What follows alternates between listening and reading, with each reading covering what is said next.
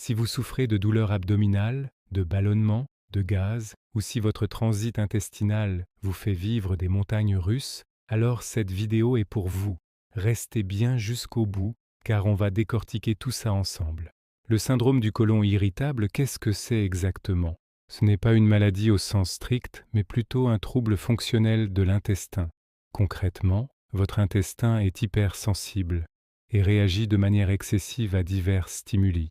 Les causes exactes sont encore floues, mais on sait que le stress, l'alimentation et même des facteurs génétiques peuvent jouer un rôle important. Imaginez votre intestin comme un musicien un peu trop sensible. Le moindre bruit, la moindre fausse note, et c'est toute la symphonie digestive qui part en cacophonie.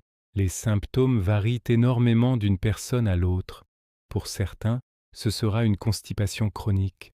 Pour d'autres, des diarrhées impérieuses. Et pour beaucoup, une alternance des deux, accompagnée de douleurs qui peuvent être vraiment handicapantes au quotidien. C'est un peu comme une loterie, mais où l'on ne gagne jamais le gros lot. Ces symptômes peuvent avoir un impact énorme sur la qualité de vie, créant de l'anxiété à l'idée de sortir ou de manger au restaurant. Alors, que faire? La première étape, et la plus importante, est de consulter un médecin. Lui seul pourra poser un diagnostic fiable et écarter d'autres pathologies. Une fois le diagnostic posé, plusieurs pistes peuvent être explorées.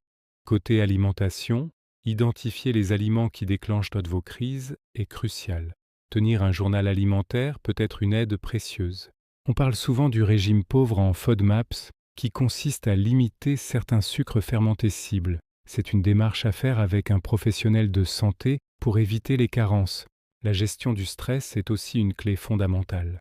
Des techniques comme la méditation, le yoga, la sophrologie ou même une simple activité physique régulière peuvent faire des merveilles pour apaiser votre système nerveux et par ricochet, votre intestin. N'oubliez pas que le cerveau et l'intestin sont connectés par ce qu'on appelle l'axe intestin-cerveau. Un esprit calme favorise un ventre calme. Parfois, des traitements médicamenteux peuvent être prescrits pour soulager les symptômes, comme des antispasmodiques. Vivre avec le SCI est un marathon, pas un sprint. Il faut apprendre à écouter son corps, à être bienveillant avec soi-même et à trouver son propre équilibre. Vous n'êtes pas seul dans ce combat. J'espère que cette vidéo vous a éclairé et vous a donné des pistes. Si c'est le cas, n'hésitez pas à laisser un pouce bleu, ça aide énormément la chaîne. Partagez vos expériences et vos astuces dans les commentaires, ça pourra aider toute la communauté. Et bien sûr, abonnez-vous pour ne pas manquer nos prochaines vidéos santé. Prenez soin de vous.